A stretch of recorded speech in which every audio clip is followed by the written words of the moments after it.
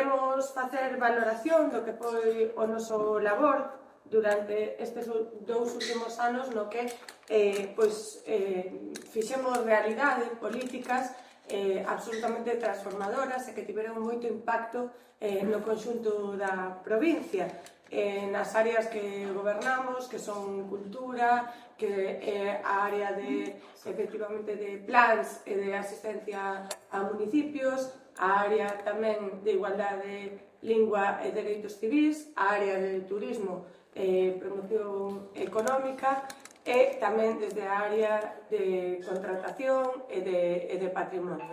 Son áreas que tiveron moito impacto na provincia, son políticas que sitúan a vida no centro, que teñen un enfoque feminista, ecoloxista, social e tamén, por suposto, nacionalista. 2 anos de xestión, como dicía, transformando a provincia da Coruña.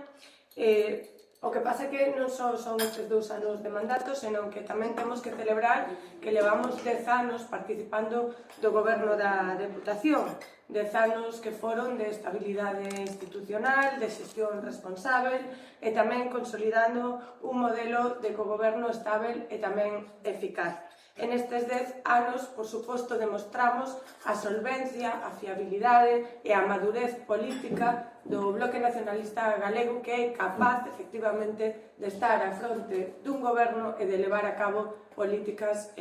reais e políticas transformadoras. Por iso, en consecuencia de toda esta capacidade que temos, pasamos de 4 deputados en 2015 a ter hoxe 6 deputados e deputadas. E, ademais, temos a capacidade, ou tivemos a capacidade desde o Bloque Nacionalista Galego de asentar, pero tamén de iniciar etapas de goberno en varios concellos, en 13 concellos tendo alcaldía, mas tamén participando de outros cogobernos. Por lo tanto, o Bloque Nacionalista Galego se afianza como unha organización política de goberno. En definitiva, somos un modelo de goberno responsable, demostramos na práctica esa capacidade de goberno desde o local até o provincial e desde logo construímos na Deputación e facemos políticas desde a Deputación que se as puidésemos exercer desde a propia Xunta de Galiza, viviríamos nun país ben diferente, moitísimo mellor, cunha mellor calidade de vida. Imaginemos o que sería, efectivamente, as políticas culturais que implementamos desde a Deputación, se as implementásemos desde a Xunta de Galiza. Teríamos un sector cultural moitísimo máis vizoso e seríamos moitísimo máis avanzados e moitísimo máis vanguardistas en política cultural e realmente se potenciaría o que é a cultura galega, e ese dereito á cultura do que sempre falamos. Ou imaginade, por suposto, se tivésemos un plan na Xunta de Galiza como o POS, e que garantías terían os propios concellos de recibir fondos de maneira estável e repartida de maneira igualitaria, ou se tivésemos unha contratación tan transparente ou un cuidado do patrimonio como que temos desde a propia Deputación e, por suposto, unha política feminista como a que temos desde a Deputación ou ese cuidado que temos da lingua, esas políticas que facemos desde a área de lingua ou desde a área de dereitos civís, e do mesmo xeito se tivésemos unha política a nivel de promoción económica, cadea agroalimentaria ou turismo que consisten precisamente en impulsar todo o que son os nosos sectores productivos e todas as potencialidades que temos. Por lo tanto, temos unhas políticas que son realmente transformadoras, das que estamos absolutamente orgullosos e delas queremos dar conta hoxe. O fará en máis profundidade Xosé Regueira, vicepresidente da Deputación, que vos vai falar agora. Eu creo que, efectivamente, é o balance de 2 anos, pero é o balance de algo que é moito máis importante. Dos 10 anos que leva o actual goberno da Deputación gobernando en territorio dos 93 concellos da provincia. Eu creo que o BNG é unha forza política que nestes momentos está, de alguma maneira, traballando en un modelo político que é o mesmo que se traballa nos concellos do conxunto de Galiza é o mesmo tamén co que o BNG se presenta cada vez que hai eleccións autonómicas ao goberno de Galiza. Eu creo que o maior valor do grupo provincial do BNG e do BNG no goberno da Diputación, e creo que en todos os gobernos, é saber en que a administración se está jugando, non? Eu creo que este grupo e os anteriores grupos provinciales do BNG son conscientes do que é a Deputación da Coruña, do que se pode facer na Deputación da Coruña e de cal ten que ser o papel do BNG na Deputación da Coruña. Por iso, naquele primeiro ano de goberno, no ano 2015, tamén basándose no propio acordo de goberno que subscribimos co Partido Socialista, o noso primeiro objetivo era democratizar as achegas da Deputación ao conxunto da sociedade da provincia, pero sobre todo os concellos. Para nós, o piar fundamental do goberno da provincia da Coruña é ese plan único que achega recursos moi cuantiosos ao conxunto dos concellos da provincia, pero sobre todo fai algo moito máis importante, que é darlle aos alcaldes, ás alcaldesas, aos gobernos municipais a posibilidade de contar con uns recursos que lles axudan a planificar realmente as necesidades do seu municipio e as necesidades das persoas que viven en ele. Eu creo que ese plan único foi un instrumento que agora mesmo están intentando copiar outras administracións públicas, pero que no caso da Deputación é un instrumento prioritario para a propia administración. Se collemos o orzamento que aproba a Deputación cada ano, vemos que o plan único consume unha boa parte dos recursos, a maior parte dos recursos da Deputación disponibles para facer política. Por tanto, depositamos en esa autonomía municipal, en eses concellos, os recursos necesarios para que cada un democráticamente faga a política que considere para cubrir as necesidades da súa veciñanza. Pero falaba ben de outras cuestións que teñen a ver con isto, que son ou que foron importantes e son importantes para a parte do goberno da Deputación que, de alguma maneira, representamos as persoas que estamos aquí. Era unha necesidade, era unha petición casi a diario que nos facían os empresarios que, de alguma maneira, manteñen unha relación contractual coa Deputación a través das licitacións que sacamos nós e que sacamos concellos, e creo que ese cambio de modelo de pregos foi fundamental para non seguir precarizando a contratación, para non seguir precarizando o emprego, para darlle moitas máis oportunidades ao tecido productivo da provincia, pero tamén a todas as traballadoras e traballadores que forman parte dese tecido productivo. Eso tamén é democratizar. E logo creo que, con isto xa vou rematando, agarrando as preguntas que nos podades facer, creo que o BNG representa moi ben eso que sempre predica ou que sempre levamos no noso goberno, que é creer no país. Creo que o grupo provincial do BNG, dentro do ámbito do goberno, exemplifica moi ben o que é creer no país. Nós creemos que temos un país rico, ademais, esta provincia, os 93 concellos desta provincia, son a parte fundamental da riqueza dese país, son seguramente a provincia máis dinámica económicamente do conxunto do territorio galego, e creo que, sinceramente, creer no país, acreditar nas nosas potencialidades, pois tamén é unha posibilidade económica enorme. Eu creo que o que estamos demostrando no goberno da Deputación da Coruña, que está cerca da nosa xente, e creer no noso tecido productivo, non só no tecido productivo do sector primario, do sector industrial, sino do sector cultural, pero tamén reivindicar a nosa historia, os nosos dereitos, traballar na igualdade de todas as persoas en momentos tan duros como os que vivimos actualmente, traballar a prol dunha lingua que está sendo castigada unha e outra vez, e que incluso a Unión Europea avisa e alerta de que están incumplindo que están encendidas todas as sinais de alarma, que están incumplindo todas as normas necesarias para conservar ese patrimonio, un patrimonio para nós moito máis importante que calquer outro do que poseemos no noso país, é importantísimo. Eu creo que este grupo está justamente facendo isto, democratizar, xenerar oportunidades económicas, sobre todo desde o punto de vista de creer no país, de creer na nosa cultura, de creer na nosa historia, de creer na nosa lingua. Estánse poñendo en marcha multitud de medidas que van en ese camiño, pero sobre todo demostrando tamén que en política hai que saber entenderse, que en política hai que pactar programas de goberno, e que en política hai que dar estabilidade á sociedade para que a sociedade sexa capaz de generar indicadores positivos para o conxunto das persoas que vivimos aquí. Ese é o gran bagaxe que podemos ofrecervos hoxe aquí, destes 2 anos, pero tamén deses outros 8 anteriores. E creo que este é un modelo alternativo, e creo que ese modelo alternativo é positivo para o conjunto da sociedade, é positivo para a economía e, sobre todo, é positivo para as persoas que viven na provincia. Onde estamos, demostramos que somos unha forza política que nunca evita o diálogo, que cree firmemente no diálogo, que cree firmemente en que quen queira poñer o país, as necesidades da nosa sociedade no foco do debate sempre vai a contar con nós como interlocutor, e creemos, sinceramente, que a política en mayúsculas é chegar a acordo. Non é porque chegar a acordos entre os mesmos, as mesmas siglas, senón que hai que intentar chegar a acordos con todas as siglas posibles coas que estén dispostas a solucionar problemas reais. Nós, por recordar un vello político de ámbito estatal, eso de programa, para nós eso tamén é moi importante. Creo que os acordos deben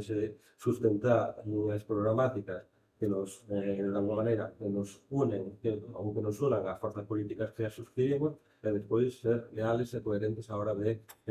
desenvolver esses programas de goberno. Creo que estamos nun momento de urgencia democrática, e creo que a política e a democracia precisa de demostrar á sociedade que o importante é o diálogo. O Bloque Nacionalista Galego sempre ten as mans tendidas ao diálogo, ao debate, á reflexión. Hai xente que cree que o debate é necesario nunha sociedade avanzada en democracia, e nós creemos que os debates sempre teñen que conducir a unha conclusión. Creo que os debates entre diferentes forzas políticas sempre son necesarios, sempre son enriquecedores, se chega a unha conclusión, e se depois esta conclusión, pois realmente se loita por ela para que traia cousas boas para o conjunto da sociedade. Por tanto, eu creo que o que propón o venir a sociedade galega e o conjunto das forzas de ámbito parlamentar é justamente iso, non? Ser unha forza sempre comprometida co debate, co diálogo e de pacto. A ver, respondo con absoluta franqueza. Isto foi consultado técnicamente dentro da Deputación e hai unha cuestión que é así, é dicir, se nos entrásemos dentro do Consorcio para a Promoción da Música, as contas da Deputación consolidarían coas do Consorcio, e iso é unha cuestión que técnicamente non se ve viável. Iso por unha parte. E por outra, non hai ninguna necesidade de que entremos no Consorcio, porque ese compromiso da Deputación da Coruña co Consorcio é un compromiso que sempre se cumpriu, sen excepcións, a diferenza de outras entidades que si forman parte do Consorcio, como é a Xunta de Galiza, que pertencendo ao Consorcio e aos seus órganos de goberno falloulle o Consorcio, non fixo as achegas que tiña que facer. A Deputación sempre foi leal e fiel no Consorcio, sempre se fixo esa achega anualmente, e, polo tanto, non hai ninguna necesidade de entrar dentro dos órganos de goberno, porque esa achega se vai facer sempre de maneira puntual e de maneira absolutamente correcta e como ten que ser, e, polo tanto, nós non entendemos que haxa unha necesidade de entrar nos órganos de goberno. Esa achega vai se facer sempre, iso está garantido, o compromiso da Deputación está aí para sempre, porque nos creemos na Orquestra Sinfónica de Galiza, e así o demostramos, non?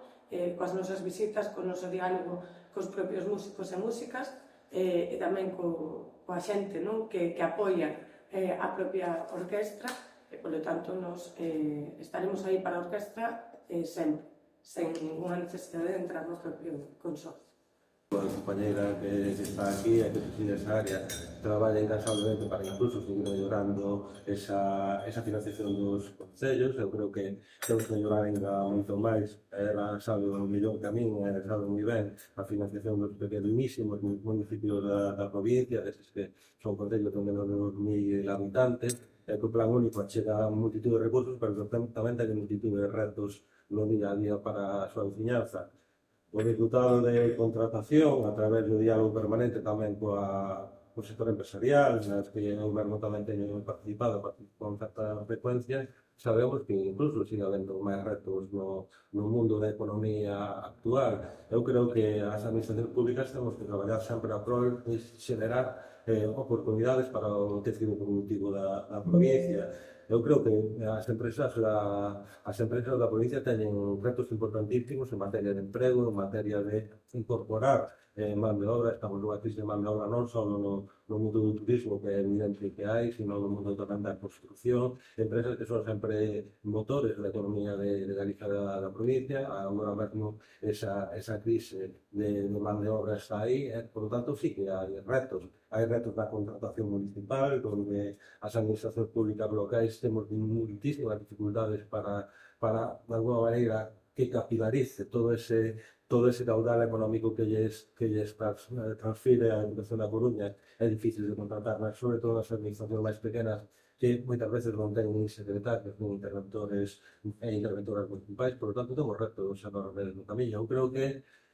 por decir algo que non nos compete a nós, pero que de alguma maneira estamos demandando continuamente, porque nós temos un plan único que necesita tamén desas melloras. Eu creo que unha reflexión e un cambio no modelo da administración local, sobre todo en canto á financiación, é imprescindible. Eu creo que xa é hora de que as outras administracións non tratemos os concellos como administracións de segunda clase ou administracións pouco maduras. Eu creo que os concellos, que son esa administración que está máis achegada aos problemas e ás problemáticas das veciñas e dos veciños, necesita de mecanismos de financiación do Estado, da comunidade autónoma, por suposto, e da educación, moito máis serios, moito máis fiables, e que lles permitan planificar. E tamén temos que reflexionar sobre o modelo da administración local, a planta local que temos, e intentar que sexa moito máis eficiente e que todos estes retos que temos por diante que se poidan de alguma maneira cumplir, non? Porque hai obxectivos importantísimos. As administracións intermedias non tanto, pero as administracións de ámbito Estado, ámbito autonómico, aquí todos formamos parte do goberno de corporacións municipales,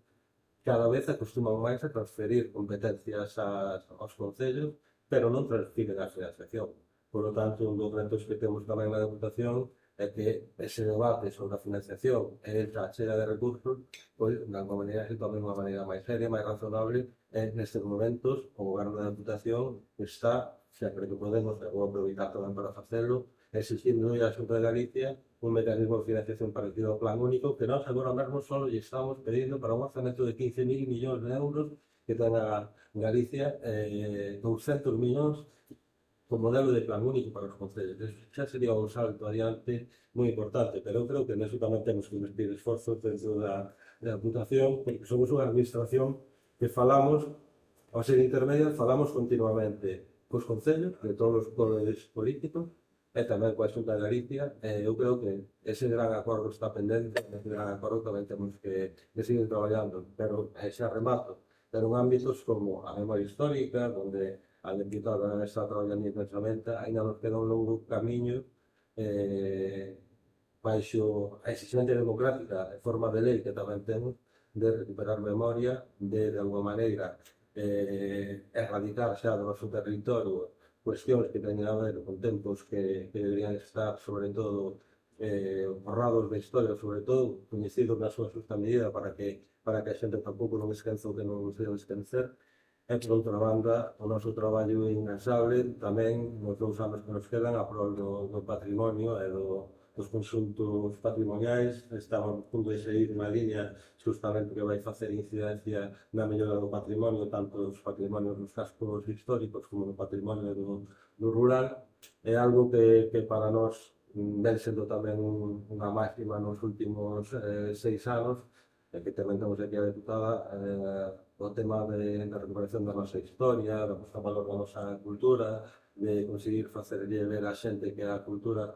é moito máis que un espectáculo, é un dereito, pero tamén é unha actividade económica que nesta provincia emprega un montón de xente que necesita de apoio, tamén é importantísimo. Ben está que haxa macrofestivais internacionais que traen un montón de xente ao noso territorio, pero moito mellor ten que estar que o noso tecido cultural siga sano, sexa capaz de ofrecer eses festivales de perfil intermedio, que son de perfil grandísimo para a maioría dos concellos da provincia. Os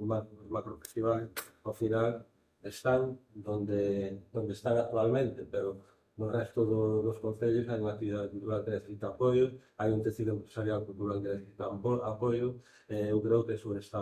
facendo posible que eso todo se destúa, ou incluso tamén ao fomento da educación en materia cultural, en outras materias tamén educativas, ou incluso a través do plan de emprego, non? Que non nos toca xestionar a nós, pero que aí está tamén facendo ese traballo.